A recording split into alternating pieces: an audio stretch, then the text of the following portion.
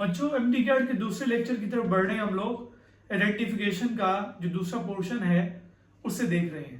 चलते हैं white board की जाने। बिस्मिल्लाहिर्रहमानिर्रहीम। आइडेंटिफिकेशन का जो हमारा पोर्शन था उसमें चार चीज़ों की आइडेंटिफिकेशन के हवाले से हमारे पास क्वेश्चन आता है। एक्सप्रेशंस में से, वर्बल्स में से, और तीसरी चीज़ हमारे पास पार्ट्स ऑफ स्पीच थे, और चौथी चीज़ हमारे पास है बच्चों टेंसेस।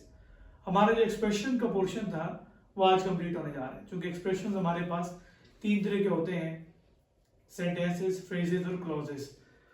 तो आज के इस लेक्चर में हमारे पास सेंटेंस, क्लॉज और फ्रेज, ये तीनों चीज़ें कंप्लीट होने जा रही हैं, यानी कि हमारा ये सेक्शन मुकम्मल हो चुका है। हम देखने जा रहे हैं स्कोप ऑफ कॉम्प्लेक्स सेंटेंसेस के। हम कॉम्प्लेक्स सेंटेंसेस को अमली तौर पे कहाँ देखते हैं, कहाँ पे यूज हो रहे होते हैं, उनकी स्ट्रक्चर कहाँ पे इस्तेमाल हो रही होती है। पिछले लेक्चर में हमने दोनों टाइप्स को देखा, सेंटेंसेस की स्ट्रक्चर बेस्ड भी और फंक्शन बेस्ड भी, यानी कि स्ट्रक्चरल टाइप्स और फंक्शनल टाइप्स दोनों को हम कंप्लीट कर चुके थे। तो आज हम देख रहे हैं हमारे पास बाकायदा तौर पर जो एप्लीकेशन है, जो स्कोप है कॉम्प्लेक्स सेंटेंसेस का, वो कंडीशनल सेंटेंसेस की सूरत में पाया जाता है। हमारे पास जो कंडीशनल सेंटेंसेस हैं उनकी स्ट्रक्चर और उनकी पैटर्न की बात करूं तो हमारे पास एक इफ क्लॉज होती है जिसके अंदर कोई कंडीशन होती है, और दूसरे हिस्से के अंदर हमारे पास उसके नतायज होते हैं, कॉन्सिक्वेंसेस होते हैं। For example, if you tease me, अगर तुम मुझे तंग करते हो, आई शैल स्टैब यू, तो मैं तुम्हें चपेट मारूंगी। अम्मा अक्सर हमें कह रही होती है बच्चों को, तुम अगर तंग करोगे तो मार खाओगे। तो हमारे पास कंडीशनल सेंटेंस है। इसकी काइंड्स की बात करूं तो चार हमारे पास टाइप्स हैं, चार काइंड्स हैं कंडीशनल की। टाइप 0 कंडीशनल, टाइप 1, टाइप 2 और टाइप 3 कंडीशनल्स आपके पास मौजूद हैं। एक एमसीक्यू देख लेते हैं इस पोर्शन में से, कंडीशनल्स में से, कंडीशनल्स की आइडेंटिफिकेशन में से। डायरेक्शन हमारे पास choose the correct option. If he requested me I would help him. हमारे पास स्टेटमेंट है इफ ही रिक्वेस्टेड मी, हमारे पहले हिस्से में वर्ब की सेकंड फॉर्म है, दूसरे हिस्से में मॉडल के बाद फर्स्ट फॉर्म ऑफ वर्ब आएगी। उसे ऑप्शंस दिए हैं चार। तो मैं इससे फौरन पहले टाइम बचाकर, मैं चाहता हूं कि इस लेक्चर को मजीद लेंथी न किया जाए, बल्कि आपके लिए इसको मैं थोड़ा सा ठीक से आपको बता दूं कि कैसे आइडेंटिफाई करना है। टाइप 0 कंडीशनल्स के दोनों हिस्सों में, चाहे वो इफ क्लॉज होती है, दूसरी क्लॉज होती है, उन दोनों के अंदर आपके पास फर्स्ट फॉर्म ऑफ वर्ब होगी। For example, if Allah creates insects into stones, he provides them their food too. अब क्रिएट्स फर्स्ट फॉर्म है और प्रोवाइड्स भी फर्स्ट फॉर्म है। टाइप 1 कंडीशंस के अंदर क्या होता है कि आपके पहले हिस्से में फर्स्ट फॉर्म ऑफ वर्ब होती है इफ वाले में, और दूसरे हिस्से के अंदर विल शल के बाद फर्स्ट फॉर्म ऑफ वर्ब होती है, जैसा कि हमारी एग्जांपल पहली हमने देखी है। टाइप 2 कंडीशंस के अंदर सेकंड फॉर्म ऑफ वर्ब होती है, उसके बाद मॉडल के बाद फर्स्ट फॉर्म ऑफ वर्ब होती है। अब जो मॉडल यहाँ वो यूज हो सकती है वो कौन कौन सी हैं? एक तो आपके पास वुड है, सब जानते हैं आप लोग, दूसरी माइट है, और तीसरी बच्चों कुड है। ये तीनों मॉडल्स यूज हो सकती हैं। मैं जब भी कभी कंडीशनल सेंटेंसेस के अंदर मॉडल्स की बात करूंगा तो आपके जहन में तीन मॉडल जरूर होनी चाहिए, कुड, मे और माइट, सॉरी कुड, माइट और वुड। इसमें टाइप 3 कंडीशन में बच्चों हैड के बाद थर्ड फॉर्म, और फिर मॉडल वर्ब के बाद हैव, और उसके बाद फिर थर्ड फॉर्म ऑफ वर्ब। अच्छा, इनकी आइडेंटिफिकेशन बहुत आसान है। विल शैल होगा तो टाइप 1 होगी, वुड होगा, वुड के बाद फर्स्ट फॉर्म तो आपके पास टाइप 2 कंडीशनल, और अगर हैव, वुड हैव होगा उसके बाद थर्ड फॉर्म तो फिर आपके पास वो थर्ड कंडीशनल, और अगर इनमें से कोई नहीं है तो बस 0 कंडीशनल। तो फिर आपके पास मामला आसान है। जरा देख लेते हैं। आपके पास पहले हिस्से में सेकंड फॉर्म, दूसरे में वुड के बाद फर्स्ट फॉर्म, यानी कि हमारे पास ये कौन सा है? सेकंड फॉर्म वो बता रही है कि हमारे पास टाइप 2 कंडीशनल है। इसका मतलब हमारे पास बेस्ट ऑप्शन कौन सा है?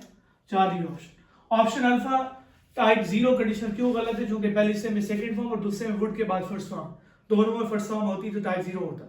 और अगर बीटा की बात करूं तो पहले के अंदर अगर फर्स्ट फॉर्म होती और दूसरे के अंदर विल शैल के बाद फर्स्ट फॉर्म होती तब वो सही होता, लेकिन अब ऐसा नहीं था।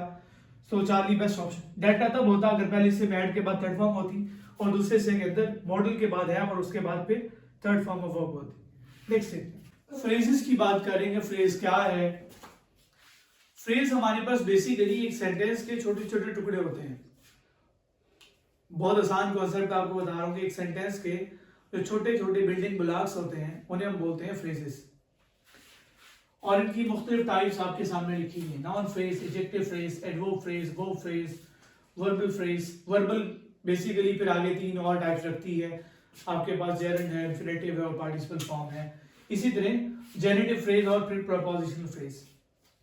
इसमें से एक एमसीक्यू को देखते हैं। इस एमसीक्यू में आपके सारे कॉन्सेप्ट क्लियर हो जाने हैं। Ubaid is a mobile is lying on the table. Direction दी गई है कि आइडेंटिफाई द फ्रेज, आपने आइडेंटिफाई करना है कि कौन सी फ्रेज है। ऑप्शन अल्फा है प्रपोजिशनल फ्रेज, ऑप्शन बीटा है वर्ब फ्रेज, ऑप्शन चार्ली है जेनेटिव फ्रेज, ऑप्शन डेल्टा है एडजेक्टिव फ्रेज। इसको एमसीक्यू को सॉल्व करने से पहले हम जरा इनके कॉन्सेप्ट्स को देख लेते हैं कि फ्रेजेस हैं क्या क्या। हमारे पास the big red car, basically जो आपके पास फ्रेज है सेंटेंस के शुरू में है, सब्जेक्ट के तौर पे आई हुई है, आपके पास नाउन है, और चूंकि आपके पास फ्रेज है तो पोर्शन ऑफ सेंटेंस है, कंपोनेंट ऑफ सेंटेंस है, तो फिर ये आपके पास है बच्चों नॉन फ्रेज। इसी तरह हैज बीन पार्क्ड, ये भी आपके पास एक एलिमेंट है एक सेंटेंस का, सेंटेंस को बना रहा था, वर्ब का काम कर रहा है, तो इसका नाम हो जाएगा वर्ब फ्रेज। और इसी तरह वेरी नाइसली, वेरी नाइस एक एक्शन को मॉडिफाई कर रहा है, उसके लिए मॉडिफायर है, एडवर्ब है, तो फ्रेज है चूंकि, तो इसका नाम हो जाएगा बच्चों एडवर्ब फ्रेज। उम्मीद है कि आपको ये 3 कॉन्सेप्ट्स क्लियर हो चुके होंगे।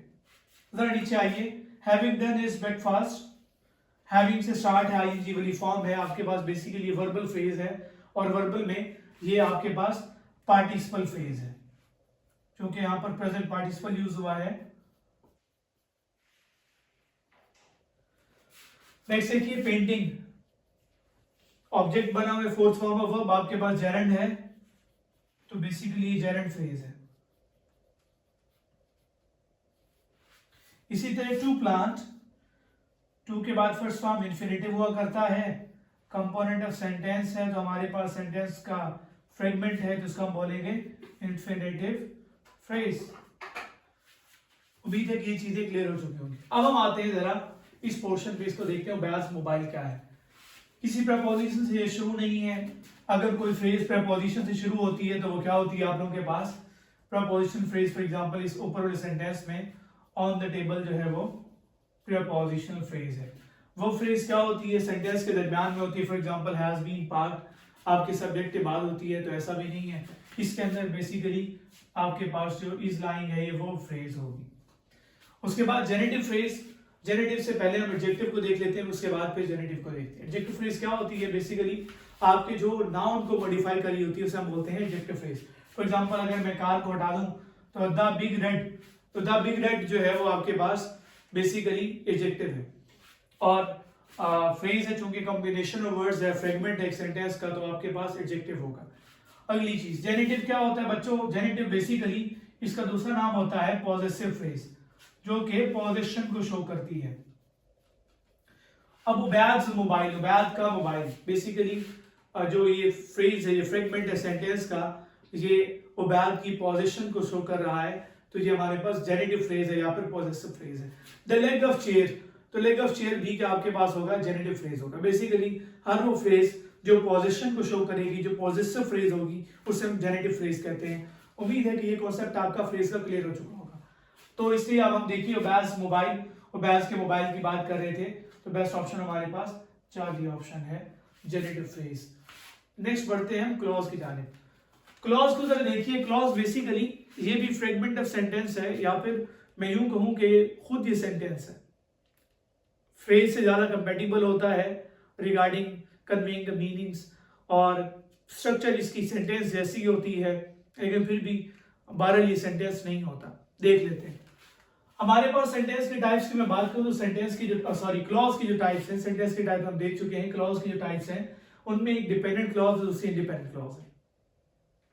फिर डिपेंडेंट क्लॉज की मजीद 3 टाइप्स हैं, वो हम देखेंगे मजीद डिटेल में, noun clause, adverb clause, adjective clause. हमारा एक एमसीक्यू देखते हैं, I waited for the bus but it was late. Option alpha है डिपेंडेंट क्लॉज, ऑप्शन बीटा है जेनेटिव फ्रेज, ऑप्शन चार्ली है मिक्स्ड क्लॉज, ऑप्शन डेल्टा है जी प्रिंसिपल क्लॉज। जरा इनको देखते हैं, लेकिन इससे पहले जरा कुछ चीजों को हम जान लेते हैं, क्लॉजेस के टाइप्स को पढ़ लेते हैं कि है क्या।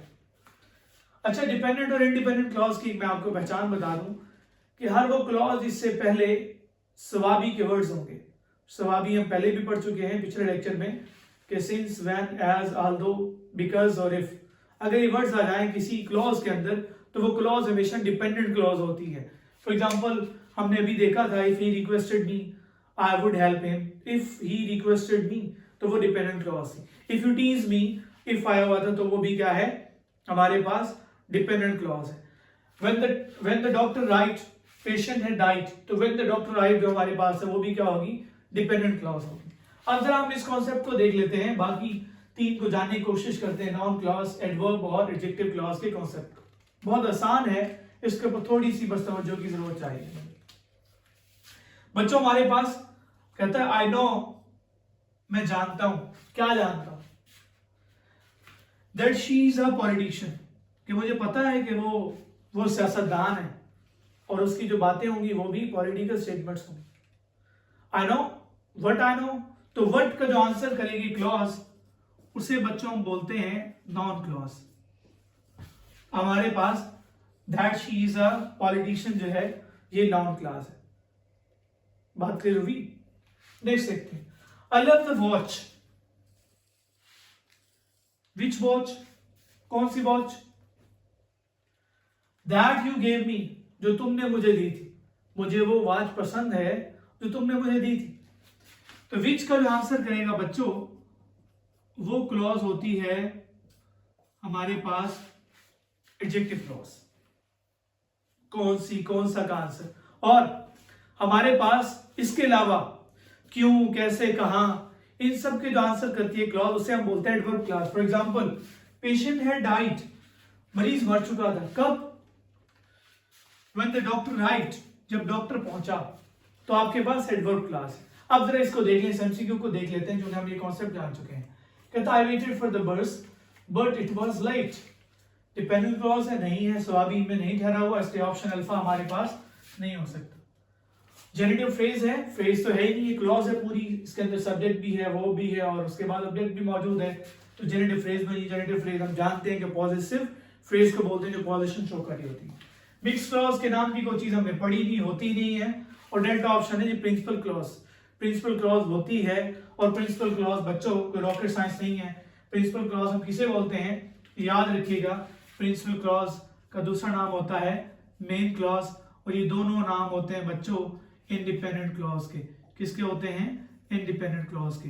तो बच्चों हो सकता है इंडिपेंडेंट क्लॉज की जगह पर बेटे वो प्रिंसिपल क्लॉज या मेन क्लॉज लिख दे, तो फिर आपने परेशान नहीं होना, बल्कि तीनों चीजें एक ही हैं। और हमारे पास जो डिपेंडेंट क्लॉज है उसका एक और नाम भी होता है बेटे सबऑर्डिनेट क्लॉज, तो आपने ये भी याद रखना है। ये लेक्चर हमारा तमाम हुआ है। यकीनन आपने इस लेक्चर को बहुत एंजॉय किया होगा और बच्चे इसको देखकर जान पा रहे होंगे कि ये लेक्चर्स आपके लिए कितने इंपॉर्टेंट है। अगर आपके पास ये लेक्चर आपको जाहिर हो रहा है, शो हो रहा है आपकी यूट्यूब की हिस्ट्री में, तो बच्चों इसी की कमेंट सेक्शन में जाकर देखिए, आपके पास लिंक पिन किया गया है, वहां पर जाइए और इसके पार्ट फर्स्ट को देखिए। और दूसरी चीज, आपके एमडी कैट के लेक्चर्स डेली बेसिस पे इसी चैनल पर अपलोड किए जा रहे हैं, तो आपकी फिक्र और परेशानी का हम तदारुक कर रहे हैं। अपना और अपने प्यारों का बहुत सारा ख्याल रखिएगा। अल्लाह हाफिज।